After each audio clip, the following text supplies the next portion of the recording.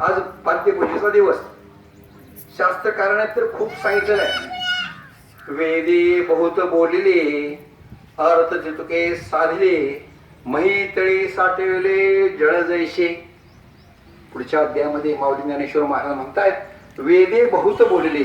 वेदाच्या मार्गाने सामान्य जीवाला जाणं शक्य नाही.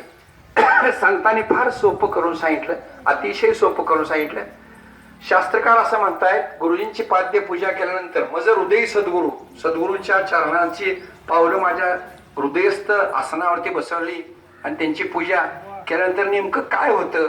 शास्त्रकार असं सांगतात, पहा तुमच्या माझ्या देहामध्ये असणारे 6 विकार, ते 6 विकार घालवण्याची क्षमता गुरुजींच्या पाद्य स्पर्शामध्ये आहे. मग नेमका साधकाचा फायदा काय होतो. शम, दम, उपरती, तितिक्षा, श्रद्धा आणि समाधान. आता हे शास्त्रकार शब्द आहेत, थोडस विवेचन त्याच्यावर करणं अत्यंत गरजेचं आहे. पहिला आहे शम. शम म्हणजे मनाचा समतोल. मनाचा समतोल. प्रत्येक गोष्ट तुमच्या मनासारखी होऊच शकत नाही, परंतु सद्गुरूच्या कृपेमुळं, सद्गुरूच्या चरणाला नतमस्तक झाल्यामुळं पहिला जो आहे मनाचा समतोल, तो समतोल साधण्याची क्षमता साधकाकडे प्राप्त होते. शम, दम, इंद्रियांचं दमन. जन्माला येण्यापूर्वी ईश्वरानं सर्व विश्व निर्माण केलं, सर्व जडजीवाची व्यवस्था केली आणि त्याला उपभोग घेण्यासाठी इंद्रिय प्राप्त करून दिली. पण गंमत अशी आहे, सर्व प्राणी मात्राची इंद्रिय बहिर्मुख आहेत आणि बहिर्मुख असणाऱ्या इंद्रियामार्फत जे ज्ञान मिळतं ते खरं ज्ञान नसतं असं शास्त्रकार सांगतात, सद्गुरू सांगतात साधकाला. तर मग हा दुसरा जो फायदा होतो, दम म्हणजे इंद्रियांचं दमन. साऱ्यावाऱ्या धावणारी इंद्रिय जी आहेत ती एका ठिकाणी एकवटली जातात आणि कळत नकळत डोळ्यानं जरी बघितलं ते विषय विकार निर्माण होत नाहीत. कानानं जरी एखाद्याचे गुणदोष ऐकले तरी सुद्धा मनामध्ये विकल्पाचे तरंग निर्माण होत नाहीत. एखाद्या तरुण स्त्रीला जरी स्पर्श झाला तरी कामविकार निर्माण होत नाही. या सगळ्या गोष्टीला दम असं म्हटलेलं आहे.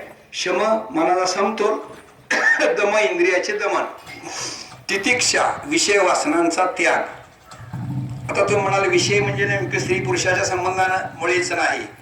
एखाद्या पदार्थाकडे बघितलं तरी सुद्धा तो पदार्थ मिळावा, मिळालेला पदार्थ अचूक असावा अशा प्रकारचा तरंग निर्माण होणं हा सुद्धा विषयच आहे. नवे नवे लाडू वाढलेला आहे, लाडू वाढल्यानंतर मला बारीक लाडू वाढला आणि माझ्या शेजारच्या पात्रावरती मोठा लाडू वाढला. मनामध्ये तरंग निर्माण झाला रे झाला की विकल्प निर्माण झाला, विषय सुरू झाला.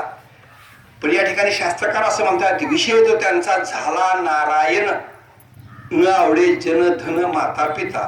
एवढी अवस्था जी आहे ती सद्गुरूच्या चरण स्पर्शामध्ये असते. इंद्रियांचं दमन, शम, दम, उपरती, विषय वासनांचा त्याग, तितिक्षा दुःख सहन करण्याची क्षमता. नुकतंच आपण पंढरीच्या वारीवरून आलेले आहात.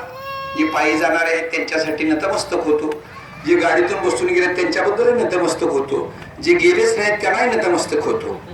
कारण काही जणांना असं वाटतं की आपल्या घरातच जर पंढरी आहे तर जायची काय गरज आहे, त्यांनाही नतमस्तक केलं पाहिजे. कारण तत्वता त्यांना पांडुरंग परमेश्वर कळलेला आहे. शम, दम, उपरती, तितिक्षा दुःख सहन करण्याची क्षमता. जगाच्या पाठीवर सुखी कोण आहे नेमका. कनाद महर्षीचं एक ओघान नक्षत्राला दृष्टांत म्हणून सांगतो. ज्या महर्षींना कनाद हे नाव पडलं ते खड्यावर जायचे आणि शेतकऱ्याच्या नजरेतून चुकून पडलेले दाणे जे आहे, ज्वारीचे दाणे असतील, गव्हाचे दाणे असतील, बाजरीचे दाणे असतील, ते वेचायचे आणि त्याच्यावरती आपली गुजराण करायची. तत्व सांगणं वेगळं, तत्व ऐकणं वेगळं, तत्व अनुभवणं वेगळं आणि तत्वाप्रमाणे आचरण करणं वेगळं. या चारीमध्ये अत्यंत तफावत आहे. जसा तुमचा विवेक जागा होईल तस तसं ते कळायला लागतं. कळतं असं नव्हे. आता तुम्हाला असं का म्हणताय सर, कळायला लागणं वेगळं आणि कळणं वेगळं. कळल्यानंतर माणसाच्या आचारामध्ये परिवर्तन होत असतं. कनाद महर्षी असे ज्या ज्या ठिकाणी धान्य पडलेलं आहे ते गोळा करायचे, घ्यायचे. अनेकांनी ते बघितलं होतं. माझ्यासारखा शहाणा, अतिशहाणा, तिने राजाच्या कानावरती बातमी घातली किंवा एवढा मोठा महात्मा आहे पण भीक मागितल्यासारखं करतोय. बाहेर रूपाने त्यांनी बघितलं होतं. इंद्रियांचं दमन झाल्यानंतर अंतर्दृष्टीनं बांधण्याची क्षमता साधकाला प्राप्त होते असं गुरुजी सांगतात, शास्त्र सांगतात. राजाच्या मनामध्ये आलं की बाबा धनधान्य द्यावं. मग धनधान्याने बरेचसे सर्व प्रकारचे धनधान्य घेऊन कणाद महर्षीकडे गेले. राजा स्वतः गेला नाही तर सेवकाला पाठवलं. सेवक सगळ्या प्रकारचं धान्य घेऊन त्या झोपडीवरती गेल्यानंतर कणाद महर्षीच्या ऋषीने विचारलं, काय आणलं हे आपण? तर म्हणजे वेगवेगळ्या प्रकारचं धान्य आणलेलं आहे. म्हणजे कशासाठी? ते म्हणजे तुमचे गुरुजी जागोजागचं धान्य गोळा करून खातात, खळ्यावरचं पडलेलं खालचं, आणि ते राजाला आमच्या काय बरोबर वाटलं नाही म्हणून त्यांनी पाठवून दिले. तो म्हणजे आम्हाला तसं स्वीकारता येणार नाही. आता माझ्यासारखा साधक असतात, आधी माझ्या पिशव्या भरल्या असत्या, सोय केली असती दडवा दडवीची, नाही का? विवेक जागा झाल्यानंतर, विवेकाचा आदर केल्यानंतर आत आणि बाहेर मला तो बघणारा याच्या प्रकारची दृष्टी निर्माण होते. साधकही त्या पद्धतीचाच होता कणाद महर्षीचा. त्यांनी सांगितले की गुरुजीने विचाराशिवाय मला घेता येणार नाही, मला तो अधिकारच नाही. अधिकार तैसा करू उपदेश. कुणाचा अधिकार? आता संभ्रम साधकाच्या मनामध्ये निर्माण होतो, देणाराचा अधिकार का घेणाराचा अधिकार? जोपर्यंत दोघेही समपातळीवरती होत येत नाही तोपर्यंत विचाराची देवाणघेवाण व्यवहार सुद्धा होऊ शकत नाही. घेणार आहे पण देणाराच नसेल तर, देणार आहे पण घेणाराच नसेल तर, म्हणजे दोघांना जोपर्यंत गरज तितक्या तळमळीने निर्माण होत नाही तोपर्यंत व्यवहार होत नाही. तद्वत अधिकार संपन्न असणारा शिष्य कणाद महर्षीचा म्हणतोय किंवा गुरुजींनी सांगितल्याशिवाय मला काय घेता येणार नाही म्हणजे विचारून तरी या. तोपर्यंत तिष्ठत माणसं थांबलेले आहेत, धनधान्याचे पोतीच्या पोती आणलेले आहेत. साधक पळत गेला, गुरुजींना नमस्कार केला, गुरुजीला घराला पाणी घालत होते. म्हणजे गुरुजी असं असं म्हणजे त्याला सांगा मला काही गरज नाही, मी आहे त्याच्या संतुष्ट आहे. आणि ज्याला गरज आहे, ज्याला आवश्यकता आहे, ज्याला त्याच्याशिवाय जगणंच शक्य नाही, अशांना वाटून टाका. त्या साधकाने तसंच सांगितलं. राजाच्या सेवकाने ते धान्य आहे ते आता काय करायचं? गुरुजींनी सांगितलं म्हणल्यावर, कणाद महर्षी सांगितलं म्हणल्यावरती सगळं गोरगरिबांना वाटून टाकलं. माघाऱ्याला राजाने विचारात दिलं का? त्यामुळे त्यांनी काय घेतलं नाही, पण त्यांनी असं सांगितल्यामुळे आम्ही सगळीकडे वाटून टाकलं. त्या राजाची बायको शहाणी होती. शहाणे नेमकं कोणाला म्हणायचं? ज्याचा विवेक जागा झालेला आहे त्याला शहाणं म्हणायचं. विवेक जागा झाला की उक्ती आणि कृती, बोलणं आणि वागणं एकसारखं घडतं. आणि मग त्याची वंदावी पावली असे शास्त्रकार म्हणतात. त्याची माणसं नकळत नतमस्तक होतात, ती वस्तुस्थिती आहे. पण बोलणं एक असेल, वागणं वेगळं असेल तर पुढे माणूस गेल्यानंतर ती चर्चा केली जाते. बायकोने समजूत घातली मालकाची, तुम्ही स्वतः जा राजे. अहो जो तृप्त माणूस आहे त्याला तुम्ही द्यायचं कसं? देऊच शकत नाही काय? मग घेण्यासाठी जावा. राजाचा अहंकार अडवाला. विवेक जागा झाल्यानंतर अहंकार जातो आणि अहंकार जाणं हे विवेक जागृतीचं लक्षण आहे. आणि म्हणून तुम्हाला ज्ञानदेव महाराज पहिल्याच अध्यायामध्ये म्हणतात, मज हृदयी सद्गुरु जेने तारिलो हा संसार करू म्हणून विशेष अत्यादरू विवेकावरी. कर्मधर्म संयोगानं राजाचे कान पत्नीने सांगितल्यानंतर राजा गेला कणाद महर्षीच्या जवळ नतमस्तक झाला आणि म्हणे, महाराज असे असे सेवक घेऊन आले होते, खरं म्हणजे माझी चूक झाली, क्षमा करा, मला तुमच्याकडून काय हवं आहे? अरे म्हणजे तू एवढ्या मोठ्या राज्य ऐश्वर्याच्या राजाचा मालक, रत्नजडित सिंहासनावर विराजमान झाला होणारा, लाखाच्या गणतीत तुझं सैन्य आहे, एवढे मोठे राजमहाल सगळे काय आहेत, आणि मग तुला मी काय देणार? नाही मग तुम्ही द्या, माझ्या हिताचं द्या. देत असताना कृपा करून माझी पात्रता असेल तर मला द्या, पात्र नसेल तर देऊ नका. नम्र झालाय. कोण? एवढा मोठा ऐश्वर्य संपन्न असणारा राजा कणाद महर्षीच्या पुढं नतमस्तक झालाय. कणाद महर्षीने अंतर्ज्ञानानं ओळखलं, पूर्वजन्मामध्ये असणारा हा शापित आहे. केवळ अहंकार न गेल्यामुळं राजाच्या पोटी जन्माला आला, वासनेच्या संगी जन्म घेणे लागले. वासना जी आहे सूक्ष्म स्वरूपाची वासना, व्यक्त असणारी वासना वेगळी आणि मनातली असणारी वासना वेगळी. गुरुजी आपल्याला सांगतात, बाबा तुमचे अनुभव सांगा, तुमचे अनुभव सांगा. एकादशी दिवशी त्यांना अनुभव सांगितला मी. म्हणजे आमच्या वारीमध्ये गेले 7-8 वर्षे चालणारे जे आहेत, उत्तम प्रकारचे कीर्तनकार आहेत, उत्तम प्रकारचे निरूपणकार आहेत. पण ते सहज बोलून गेले की सर इतके दिवस मी करतोय, एवढं काय सगळं बही करतोय, पण अजून मला दर्शन झालं नाही. म्हणलं होईल आज वाकरीवरून जात असताना. आणि मग पुढे येणारा भिकारी हाताला त्याच्या फक्त नजर लावा म्हटलं. अशी भावावस्था झाली. की 2-3 तास काहीच बोलणं, भजन म्हणायचं बंद झालं, सगळंच बंद झालं. न सांगता कळू इथे अंतरीची गुज, आता तुझी लाज तुझं देव आळी करते, असे करी श्रमादान अभय जाण देऊन या तुका म्हणे तोची खेळी दो हिट आहे. नशेल तो दे धीर म्हणा, स्त्री पंढरीशा पतीत पावना, एक विज्ञापना पायापाशी.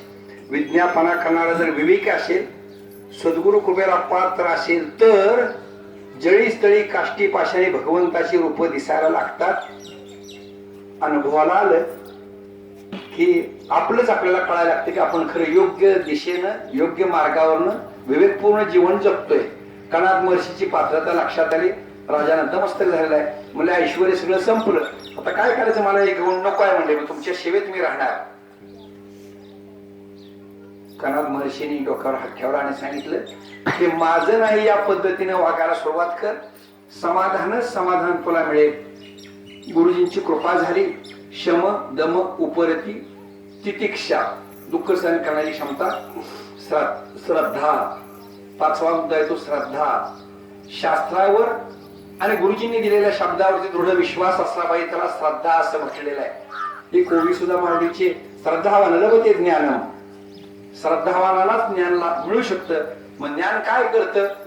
ज्ञान भक्तीकडे प्रेरित करतं. भक्ती काय करते? भक्ती प्रत्येक वस्तूमध्ये चैतन्याची अनुभूती दाखवायला त्या साधकाला मदत करते. कर्मधर्म संयोगाने कणाद महर्षीच्या पुढे नतमस्तक झाला राजा. त्या राजाने सांगितलं की बाबा असं असं का जैन मुनीच्या तोंडाने ऐकले, ते खरं आहे का? वासुदेव तत्वता एकच आहे, पण जोपर्यंत त्याची खून पटत नाही तोपर्यंत भेद जात नाही, आणि जोपर्यंत भेद जात नाही तोपर्यंत झालेली साधना सगळी वायाला जाते, असं शास्त्र सांगते. तेव्हा राजाने सांगायला सुरुवात केली, कणाद महर्षीने सांगायला सुरुवात केली की ते जैन मुनीने काय कथानक सांगितलं नेमकं सांगा मला. बघा मोठी माणसं कशी असतात, मोठी माणसं लहानाहून लहान असतात. काय म्हणतोय मी अंका? मोठी माणसं लहानाहून लहान असतात. जगद्गुरु तुकोबारा सुद्धा पांडुरंगाच्या पुढं लहानपण देगा देवा असं म्हणतात. का बरं म्हणत असतील? कारण ज्ञानाची उपलब्धी झाल्यानंतर, वेग जागा झाल्यानंतर, माझी मला क्षमता कळल्यानंतर मग माझं मी पण जो आहे तो विसरतो जीव आणि शिवरूप होण्याचा प्रयत्न करतो. तिथंच विवेकाला सुरुवात झाली. माऊली ज्ञानदेव तेच म्हणतायत, मज हृदय सद्गुरु जेणे तारिलो हा संसार करू. संसार करू काय करतोय? हे माझं ते माझं ते माझं सारखं धावपळ सुरू आहे. काशी निवासी असणारे भारद्वाज मुनी ज्या वेळेला आंघोळीला जायचे गंगेच्या काठावरती, ज्या गंगेमध्ये तुम्ही आम्ही सर्व साधक मंडळी अज्ञानी जीव आंघोळ करताना आपली पापड तार्पण करतो, ती गंगा 25 पायऱ्या वर यायची. म्हणजे भारद्वाज मुनी पुढे यायच्या अगोदर गंगा वर जायची ना, अंगठ्याला स्पर्श केल्यानंतर गंगा पुन्हा मागे पूर्वत ठिकाणी जायची. गंगासागरचा प्रसंग तोच आहे. म्हणून आपण म्हणतो सर्व तीर्थ बारबार गंगासागर एक बार. ज्या ठिकाणी गंगा सागराला मिळाली त्या ठिकाणी विस्तृत असं पात्र आहे, अत्यंत व्यापक पात्र आहे. नदी आणि सागर यातला फरकच कळत नाही अशा अवस्था आहे. आणि गंगा ही स्वर्गातून आहे शास्त्रकार म्हणतात. तेव्हा हे भारद्वाज मुनी गंगेकडे जायचे, जी गंगा स्पर्शासाठी येत होती. साधकाचा अधिकार जो आहे तो सद्गुरूला कळल्यानंतर सद्गुरू त्याला कृपेचा वर्षाव करत असतात. ते भारद्वाज मुनी राजाला म्हणतायत की बा त्या जैन मुनीची मला गोष्ट सांगा, काय तुम्ही म्हणत होता. आता या ठिकाणी खरं म्हणजे कणाद महर्षी काय अज्ञानी होते का? त्यांना कळलं नसेल त्याला काय सांगायचे ते. पण बोबडे बोल बोलणाऱ्याचे कौतुक आई करत असते. आई या ठिकाणी आपली बसलेली आहे शेजारी, आई आपलं कौतुक करत असते. मी एक तुमच्यातला बोबडाच, पण जरा थोडासा बोलका असल्यामुळे मला बसवले, काय हरकत नाही. राजाने सांगायला सुरुवात केली. म्हणजे 2 राजे होते, एक अगदी कमी क्षेत्रफळ असणारा राजा, एक बलाढ्य क्षेत्रफळ असणारा राजा, 1000-2000 गाव असणारा राजा, आणि एक म्हणजे अगदी 5-50 गाव असणारा. परंतु गंमत अशी व्हायची, ती जी बारीक राजा आहे त्याच्यामध्ये चोऱ्या मारामाऱ्या भरपूर व्हायच्या. आणि मोठ्या क्षेत्रफळाला जो राजा आहे कणाद महर्षीना, हा राजा कथानक सांगतोय. लक्षात येतंय का? विवेक जागा असला तर लक्षात येईल. कथानकाकडनं सिद्धांताकडे आपण जायचं, सिद्धांताकडे तत्वाकडे जायचं. तत्वाकडे गेला एकदा की जिथं बसाल तिथं तुमची साधना सुरू. त्याला काय स्थळ काळ वेळ याचं काही बंधन नाही. विवेक जागा झाला की संपला विषय. कर्मधर्म संयोगानं सांगितलं की हा जो मोठा राजा आहे त्याच्याकडे कधी चोरी होत नाही, काय होत नाही, हे कसं काय? तेव्हा तो बारीक राजा होता, तो मोठ्याकडे गेला आणि म्हणला बाबा तुमचं राज्य तेवढं विस्तीर्ण आहे, हजारो गावं त्याच्यामध्ये सामावतील एवढं मोठं राज्य आहे, तुमच्यामध्ये चोरी झालेलं कधी ऐकलं नाही, मारामारी झाली कधी ऐकलं नाही, व्यसनी माणसं कधी ऐकलं नाही, ते कसं काय चालते? आमचं छोटं राज्य मला सांभाळणं अवघड झालंय, बिकट झालंय.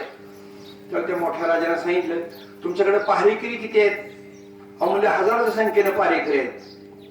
त्या बारक्या राजाने विचारलं तुमच्याकडे किती पहारेकरी आहेत? म्हणजे 4च पहारेकरी आहेत. त्यातला पहिला पहारेकरी सत्य, दुसरा पहारेकरी धर्म, तिसरा पहारेकरी प्रेम आणि चौथा पहारेकरी त्याग. म्हणजे 4 पहारेकऱ्यानं सगळं एवढं मोठं राज्य तुमचं सांभाळता येतंय का? हो म्हणजे तर पहिला पहारेकरीच असा आहे सत्य, सत्यमोद. दुसरा पहारेकरी आहे प्रेम, प्रेमानं जर का तुम्ही सगळ्या बरोबर, ह्या ज्या 4 पहारेकऱ्यांची अवस्था आहे ती विवेक जागा झाल्यानंतरची अवस्था आहे. शास्त्रकार असं सांगताय, पहा भागवतकार असं सांगताय 100 कामं सोडून माणसाने वेळेवर जेवावं, 1000 कामं सोडून माणसानं आंघोळ करावी. ज्याची त्याला आंघोळ करावी लागते, दुसऱ्यांना आंघोळ घालून चालत नाही. दुसऱ्यांना आंघोळ फक्त बालपणी घातली जाते आणि शेवटची आंघोळ घातली जाते. पायावर पाणी घातले की पुन्हा पाणी घालायचं असते, ज्यांनी पाणी घालायचं त्यांनी पुढे शेवट आंघोळ घालायची असते. आपल्या हिंदू धर्म पद्धतीने सगळ्याला माहित आहे. 100 कामं सोडून वेळच्या वेळेला भोजन करावं, 1000 कामं सोडून वेळच्या वेळेला स्नान करावं, 1,00,000 कामं सोडून वेळच्या वेळेला सत्पात्री दान करावं आणि 1,00,00,000 कामं सोडून स्मरण करावं. पुन्हा एकदा क्रम सांगतो, 100 कामं सोडून भोजन करावं,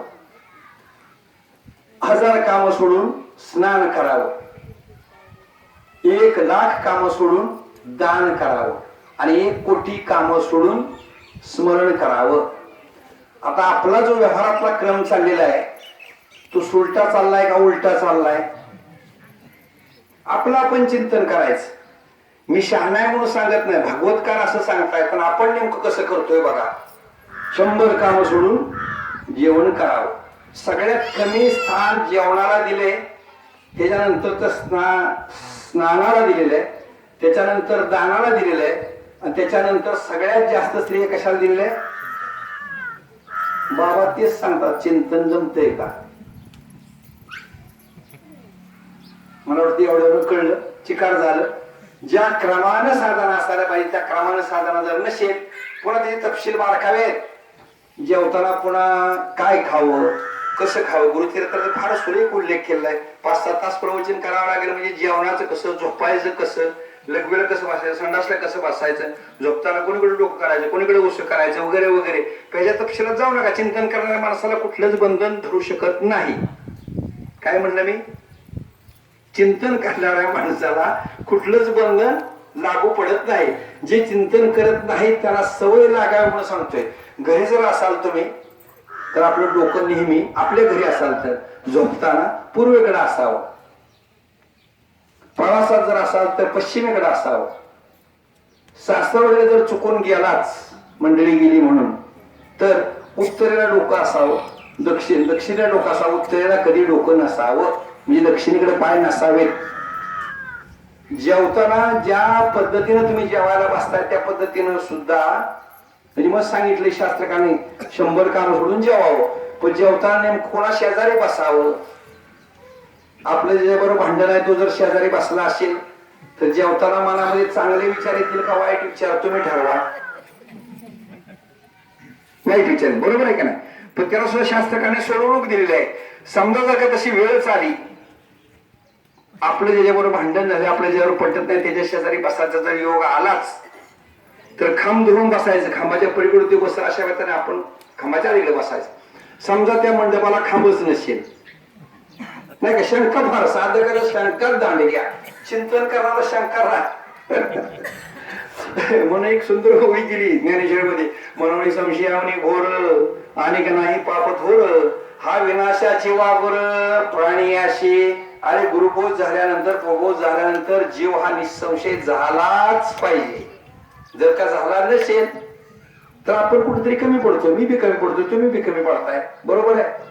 समजा तसा शेजारी बसायचा योगच आला तर पाणी तर असते, पाण्याची रेग आपल्या पात्रावरती फिरवताना त्याच्या आणि आपल्यामधनं रेग कळत न कळत हे करायची.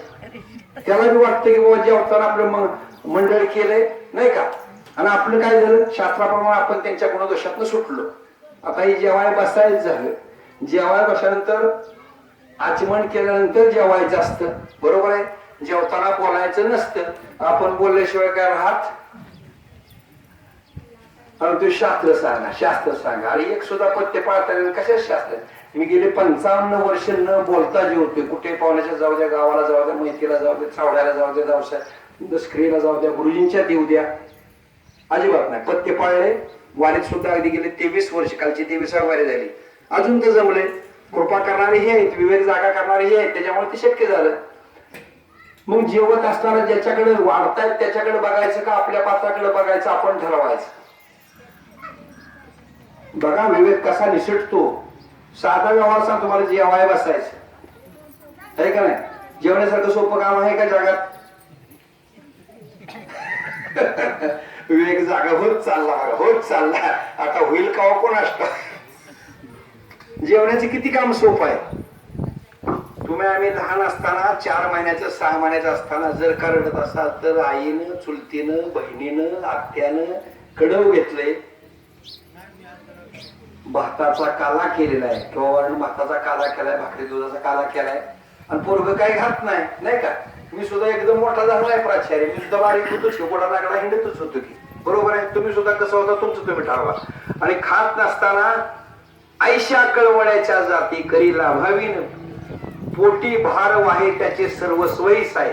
तुका म्हणे माझे तुम्हा संतावरी ओझे. ज्या आईने जन्माला घातलं, ज्या आत्यानं नाव ठेवलं, ज्या चुलतीनं सांभाळलं, लहानाचं मोठं केलं, 6 महिन्याचं असणारं पोरग ते कोणाच्या मांडीवरती आहे तो भाग गौण आहे, पण ते खाल्लं पाहिजे असं तिला वाटते. गुरुजींना सुद्धा साधकांनी काहीतरी खाल्लं पाहिजे असं वाटतंय. आपण गुरुजींच्याकडे येतो का गुरुजी आपल्याकडे येतात. जरा अगदी प्रामाणिकपणानं सांगा. विवेक जागा झाला असला तर, विवेक जागा झाला असला तर मी डोळे झाकूनच बोलतोय. उत्तर असे येते, गुरुजी आपल्याकडे येत आहेत. अहो माझ्यासारखा शिंदेऊच्या शहाणा मला पत्रिका द्यायला गुरुजींनी यावं. शिंदेऊचा शहाणा मी ना, वस्तुस्थिती आहे. ठीक आहे. तीच माऊली काय म्हणायचं त्या पोराला, एक घास कावचा, एक घास चिवचा, एक घास कावचा. ते पोरग त्या कावळ्याकडे बघते, एक घास चिवचा, त्या चिमणीकडे बघत, आणि तेवढ्या वेळात घास भरवून मोकळं होते. कोण, आत्या असेल, आई असेल, बहीण असेल, आई असेल, आजी असेल, कोणी असेल ते. आता खरं त्या आजी खोटं बोलले का खरं बोलले, तुमचं काय मत आहे. हा, विवेक जागा झाल्याशिवाय खरं खोटं कळतच नाही हो. उगून पळत सुटलेच माणसं. त्याला भजन चांगलं ते, त्याला कीर्तन चांगलं, त्याच्याकडे लय माणसं पळते ती. अरे या ठिकाणी बसलाय ना देणारा, इतका जबरदस्त आहे की सांडस्तवर, सांडस्तवर सांडलं तरी 72, काहीच्या पुढे काही नाहीच आहे, अजिबात काही नाही. मग जिनी घास भरवला ती खरं बोलले व खोटं बोलले. व्यावहारिक दृष्टीनं खोटं बोलले. पण खरं कधी बोलायचं, खोटं कधी बोलायचं हे जोपर्यंत कळत नाही तोपर्यंत विवेक जागा झाला असं म्हणता येत नाही.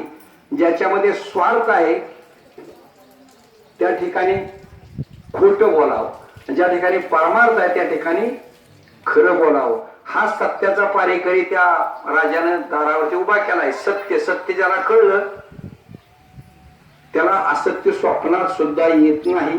ही वस्तुस्थिती आहे. कनाद मधीचं उदाहरण त्यासाठी सांगितलं तुम्हाला, भारद्वाज जोशींचं उदाहरण त्यासाठी सांगितलं. कर्म धर्म संयम आणि शम दम उपरती तितिक्षा श्रद्धा. आता समाधान, 6व्या गोष्टीकडे येऊया. समाधान कशाला म्हणायचं नेमकं. आरत्या म्हणताना तुम्ही ते सगळेजण म्हणतो, आपण सगळेच म्हणतो, झाले समाधान तुमचे देखील चरण. आता उठाविषय म्हणायचं नाही नारायण, सुरवाडिक म्हणे ते सापडले की नाही. तुका म्हणे भोग गेला निवारीला लाग, नाही का. लाग सुद्धा गेला पाहिजे. मागे 5-7 वर्षापूर्वी सांगतो लाग याचा अर्थ काय नेमका. पुन्हा एकदा उजळणी होईल आपली, नाही का? पिठलं चांगलं झाल्यावर ते दोनदा तीनदा मागून घेतो आपण, नाही का? आणि जर का बरोबर नसेल तर पहिल्या फेरलाच म्हणतो जा नको आता वास वास वास नको, तब्येत ठीक नाही माझी, नाही का? तुका म्हणे भोग गेला निवारीला लाग, भोग भोगण्याची अवस्था. दात आहे, दात किडलेला आहे, दात किडलेला आहे. डेंटिस्ट कडे गेला, त्याच्यामध्ये चांदी भरून आला, दात आता जेवण्यास पात्र झाला, योग्य झाला. नुकतेच आंब्याचा दिवस निघून गेला, आंबरस खाल्लेला आहे, आता थोड्या वेळा आपण भात आमटी शिरा खाणार, नाही का? खायचं जाऊ द्या मला. काल घरी काहीतरी खाल्लं असेल, वांग भाकरी खाल्ली असेल, मी वांग भाकरी खाल्ली काल. आता त्या दाताला जी चांदी भरली आहे, त्या दातातल्या चांदीला ते वांग किंवा तो शिरा किंवा तो भात किंवा ती खीर किंवा तो आंबरस लागल्याशिवाय पुढे जातोय का? नाही जात. बरं, तर त्या चांदीनं त्याची काय अपेक्षा केली आहे का? मग भोग सांगण्याची अवस्था गेली की लागाप्रमाणे अवस्था होती, आणि मग तो लागून राहतो, साधनेला लागून साधक राहतो. आरतीच्या शेवटी तुम्ही म्हणताय झाले समाधान तुमची देखील चरण आता उठा विषय म्हणा इथं नारायण. सुरुवातीकपणे येथे सापडले केने, तो का म्हणे भोग गेला निवारीला लाग. भोग गेल्याशिवाय निवारताच येत नाही लागाला. मग आता मरताना समजा आता माणूस वयस्कर झाला, मायला चांदी काढून घ्यायला पाहिजे, खरं घेतात का? तुमचं काय मत आहे? जिनी तुमच्या दातातली कीड घालवण्यासाठी तुम्हाला पोटभर भरवता यावं त्यासाठी स्वतःच झिजली, ती चांदी देहाबरोबर जाते. बरोबर आहे?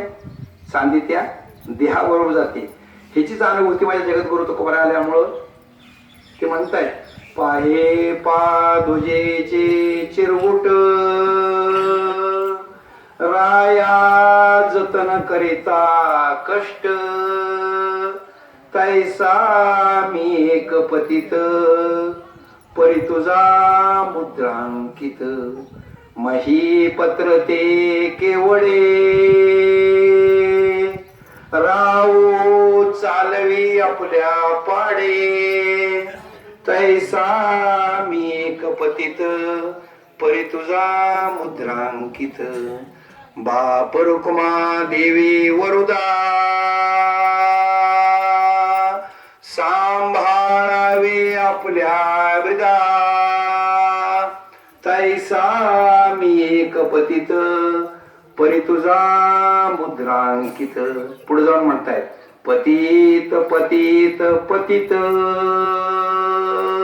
मी पतित आहे.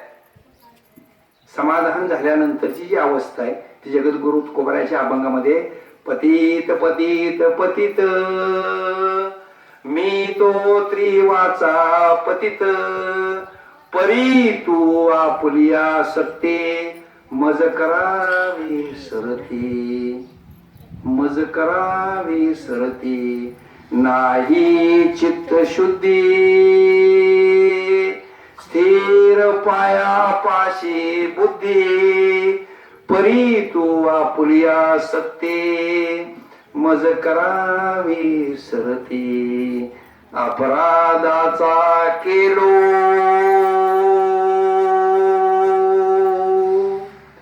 तुका म्हणे काय बोलो, परी तू आपुलिया सत्ते मज करावी सरती मज करावी सरती. अनेक अपराध माझ्याकडून घडले,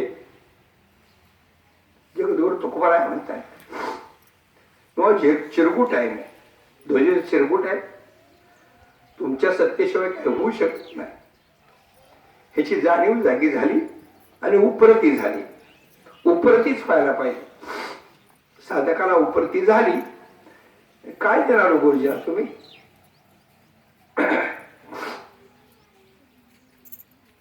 जीवशिवाची लिंग देहाची गाठ सोडली त्याला तुम्ही काय देणार? देऊ शकत नाही. माझ्यासारखा पामत देऊ शकत नाही. शब्दाची फुल्या बांधताना सुद्धा शब्द आपुले पडतात. कुसुमांनी पाद्यपूजा करताना सुद्धा कुसुम सुकून जातात, ही वस्तुस्थिती आहे.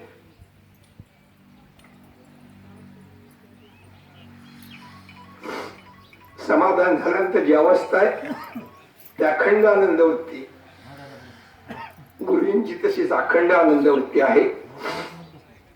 ज्या ठिकाणी जाऊ त्या ठिकाणी, ज्या साधकाकडे जातील त्या ठिकाणी जशी अवस्था असेल तशी. आता प्रत्येकाने आपापल्या मनात आणा. ज्यावेळेला गुरुजी घरी आले त्यावेळेला आपल्याकडे काय होतं, गुरुजींची कृपा झाल्यानंतर आपली अवस्था काय झाली नेमकी. ऐहिक ऐश्वर्य वेगळं, ऐहिक ऐश्वर्य वेगळं. गाड्या आल्या, घोड्या आल्या, घर झालं, माडी झाली, बंगला झाला, पण चित्ताचं समाधान झालं का नाही. चित्ताचं समाधान होण्यासाठी गुरुजींची पाद्यपूजा करायची. साधक मंडळीनं वर्षातून एकदाच येणं शक्य होतं. जाता जाता प्रवचनाच्या अनुषंगाने ये म्हणावं लागत नाही, आपोआपच ते होतं. प्रभू रामचंद्र सीतामाईच्या शोधासाठी निघाले. सीतामाईचा आणि प्रभू रामचंद्राची भेट झाली. एका उत्कृष्ट प्रकारच्या कीर्तनकाराच्या तोंडून ऐकलेला हा प्रसंग आहे. खरं खोटं तुम्ही त्यांना विचारू शकता. संशय गेला की तुम्ही आत्मस्थितीला प्राप्त झाला. साधी गोष्ट आहे. आई मुलाला कडेवर घेते आणि बाजारला जाते किंवा यात्रेला जाते, त्यावेळेला मुलाच्या मनामध्ये काही संशय असतो, काय मला सोडून देईल बाजारात. अजिबात नदीतनं अलीकडे पलीकडे करायचे, कंबर इतकं पाणी, छाती इतकं पाणी. जो पुढे हाताला धरून चाललाय त्याच्या हातात जर हात पक्का धरला असेल आपण, तर त्या पुराच्या पाण्याची भीती अंतकरणाला स्पर्श सुद्धा करू शकत नाही, असं शास्त्र सांगते, असं तत्व सांगते. कर्मधर्म संयोगानं प्रभू रामचंद्र सीतामाई त्या जंगलातनं मजल दर मजल करत चाललेले आहेत. पुढे एक आंब्याचं झाड आहे. काल बेंदूरचं आहे का नाही, बेंदूर सातारा जिल्ह्यात बेंदूर असतोय. आणि तोरण बांधले आपण घराला, तोरण ते आंबा बरोबर आहे. काथ्यामध्ये गुंडाळून ते 5-10 आंब्याच्या पानाचं तोरण प्रत्येक चौकटीला बांधायचं. आणि मुळ सुरू झालं, सणाच्या ह्याला सुरुवात खालच्यापासून झाली. कर्मधर्म संयोगानं त्या आंब्याच्या झाडावरती अशी वेली गुंडाळत गुंडाळत गुंडाळत वर गेलेली होती. सीतामाईने प्रभू रामचंद्राला कळत न कळत म्हटल्या, प्रभू झाड किती भाग्यशाली आहे. विवेक जागा झाल्यानंतरची अवस्था आहे. दृष्टांत नुसता ऐकायचा नाही, त्याच्यावर चिंतन करायचं. पुन्हा गाठ पडल्यावरती तंबाखू मळत मळत त्याच्यावरती काढा नाहीच. पहिली गोष्ट सगळे निर्व्यसनी जोपर्यंत होत नाही तोपर्यंत आत्मस्थितीला पण प्राप्त होऊ शकत नाही. पंडित त्या कारण तेच सांगतायत, पण आपण त्यांना शिवाय देतो, तंबाखू खायला सांग म्हणून जाऊ दे, बोलतो नको पार्वचन जायला, पारायला नकोच जायला, आहे का नाही, चहा प्यायचं नाही नकोच जायला. कशासाठी ते त्यांच्या फायद्यासाठी सांगतात का. हा ज्ञानी माणूस हा जगाच्या कल्याणासाठी, जगाच्या कल्याणा संताची विभूती. संत अवतरतात. कर्मधर्म संयोगानं प्रभू रामचंद्राला असे म्हटल्यानंतर सीतामाई म्हटल्या किंवा झाडाला त्या विधीला आधार दिलाय. आता ते प्रभूच आहे हो, प्रत्यक्ष प्रभू रामचंद्र आहेत. ते सीतामाईला काय म्हणतायत. खरं म्हणजे झाड मोठं नाही, त्या झाडाला जर त्या वेलीनं वेढा टाकला नसता तर त्या झाडाच्या जगण्यात तरी काय अर्थ आहे. स्त्री घेते का कोण कोणाकडं ऐकताय ना, लक्ष देऊन जेवायला येतं अर्धा तास म्हणलं की जेवायला. 100 कामं सोडून जेवायचं, 1000 कामं सोडून आंघोळ करायची. कशी करायची काय करायची शास्त्र फार गुंतागुंतीच आहे. पुन्हा जेवल्यावर कडा का आणू आपण बाजूला जाऊन. आंघोळ कशी करायची अजून बऱ्याच जाऊन कळलेलंच नाही. चला जाऊन दे, त्याच्यामुळे आंघोळ होतच नाही ती खऱ्या अर्थानं, नुसतंच म्हणतो पण आंघोळ झाली. आणि मग एक लांब कामं सोडून दान करायचं. कोणाला द्यायचं, कसं द्यायचं, कशा पद्धतीने द्यायचं, कशा वृत्तीवरती द्यायचं वगैरे वगैरे. तर दान सुद्धा अज्ञानामध्ये घालवतो माणसाला. आणि मग स्मरण आहे, 1 कोटी कामं सोडून स्मरण करायचं. रामरायाने सांगितलं, झाडाची उपमा रामरायाला दिलेली आहे, सीतामाईने उल्लेख केला आणि श्रेष्ठत्व दिलं प्रभूकडं. त्याला प्रभू म्हणतायत की जर ते वेल झाडावर चढली तर झाडाला तरी खायला राहायला होता.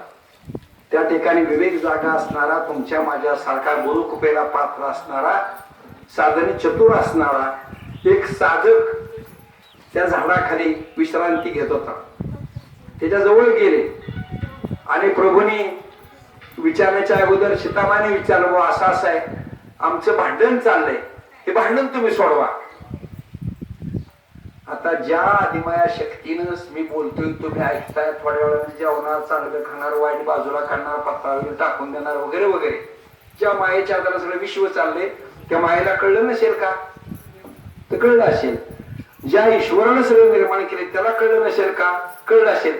आता तो पांतस्थ जो आहे, साधक जो आहे, साधकांनी साधक दशेमध्येच असावं, त्याच्यामध्ये कल्याण आहे. का सद्गुरु पदाला पोचणे इतकं सोपं काम नव्हे, अजिबात नाही. दुसऱ्याची गुणदोष काढून तर मुळीच सद्गुरु पदाला प्राप्त होता येत नाही. तो पांतस्थ जो आहे, विश्रांती घेणारा, तो पांतस्थ म्हणतोय. विवेक जागा झालेला पांतस्थ, बरोबर आहे. साधनेमध्ये चतुर असणारा पांतस्थ. कुणीतरी चांगलं म्हणावं म्हणून साधना करणं वेगळं, आणि आपल्या अंतरात्म्याला प्रमाणभूत मानून करणारी साधना वेगळं. जमीन आसमानचा फरक आहे. नाही तर मग वाल्या कोळ्यानं नारद मुनीला झाडाला बांधून ठेवलं नसतं, नाही का? सल्ले गेले की विश्वास बसला का त्याचा? व तुझी करतोयस कायिक वाचिक मानसिक सर्व प्रकारचे कर्म करतोयस, बायका पराजली करतोय, त्यात वाटेकरी कोणी आहे का इच्छुर नाही. खरं मोकळी ठेवायला पाहिजे. नारद मुनीला बाबळीच्या झाडाला बांधलं होतं. बाबळीच्या झाडाला विनावेटीच धरला होता, विनावेटीच धरला होता म्हणजे जामीन. आणि मग घरच्याला जाऊन विचारून आला परत, आणि परत विचारून आल्यानंतर विवेक जागा झाला. कोणाचा? माझ्या वाल्या कोणाचा? तुझं वाल्मिक ऋषी कोणा झालाय किंवा खरंच तुम्ही म्हणताय ते खरं आहे. अज्ञानाचा पडदा फाटला आणि माझं मलाच बघितलं पाहिजे. एकाच जागा स्थिर बसला, रामनामाचा जप करत श्रद्धा कर्मधर्म संयोगानं तो पांतस्थ म्हणतोय. काय तुमचं भांडण चाललंय? प्रभू राम बोलायच्या अगोदर एक प्रमाण आहे बघा, हरिप्रमाणे. अनंत वाचाळ बरळ ते बरळ, पाठ आहे तुमचं. अनंत वाचाळ, आवश्यक तिथं बोलावं, आवश्यक तेवढंच बोलावं, आवश्यकता असेल तरच बोलावं, नाही तर बोलू नये, असा त्याचा अर्थ आहे. जाऊ द्या मोरद्या, त्याच्या तपशिलात मी जात नाही. रामरायाने खरं म्हणायला पाहिजे, त्याच्यावेळी सीतामाई म्हणतायत माया ही चंचल आहे, प्रभूचीच देणगी आहे ती. विवेक जागा झाल्यानंतर कळायला लागतं आपल्याला. कर्मधर्म स्वयं म्हणजे असं असं आहे, झाडावरती वेल चढलेले, झाडाच्या आधाराने वेल चढलेले, आणि मग त्यात झाड मोठं भाग्यशाली आहे का वेल मोठी भाग्यशाली आहे? म्हणजे दोघांकडे पडत पडत मी शांत चित्ताने ते स्मरण करत बसलोय. खरं म्हणजे दोघांपेक्षा मी भाग्यशाली आहे.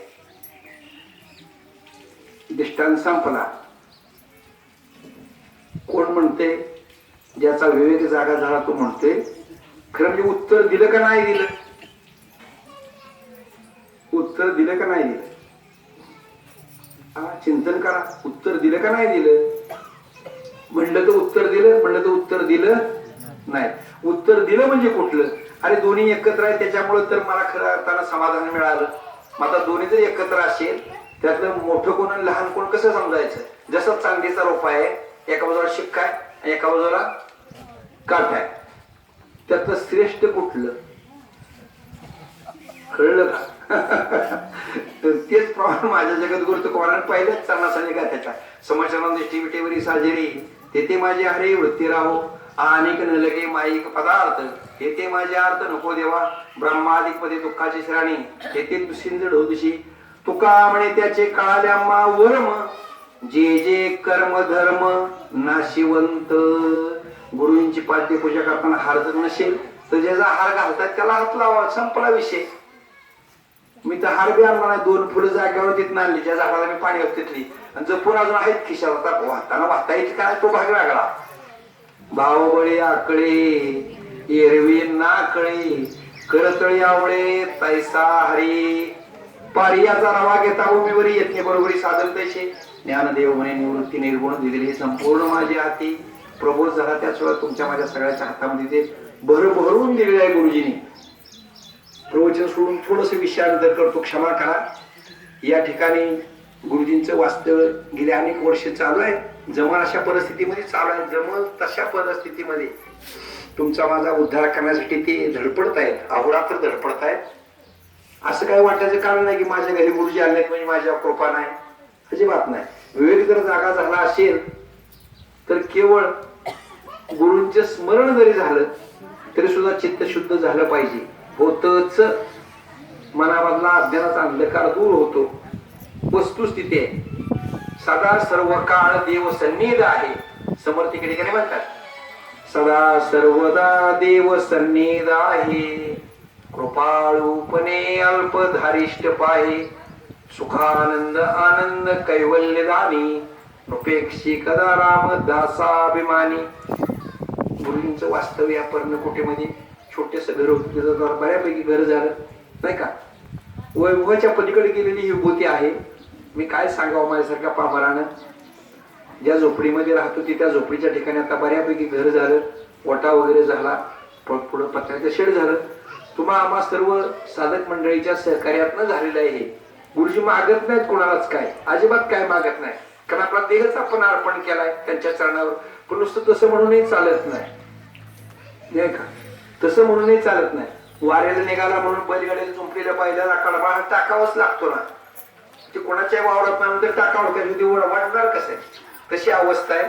देहधारी असणारे गुरुजी, तत्वावर आरूढ होणारे गुरुजी, तुमचा माझा विवेक जागृत करण्यासाठी गेले अनेक वर्ष धडपडणारे गुरुजी, त्यांचं आपण आपल्या हृदयावरती स्थान निर्माण केलंय, त्याच्याबद्दल वादच नाही. काय साधक मंडळी इथे येणार नसेल त्यांच्यावरती काय राग नाही गुरुजींचा, कारण गुरुजी त्यांनाच होता येतं, सद्गुरू त्यांनाच होता येतं ज्यांनी राग लोभ गिळलेला आहे. बरोबर आहे.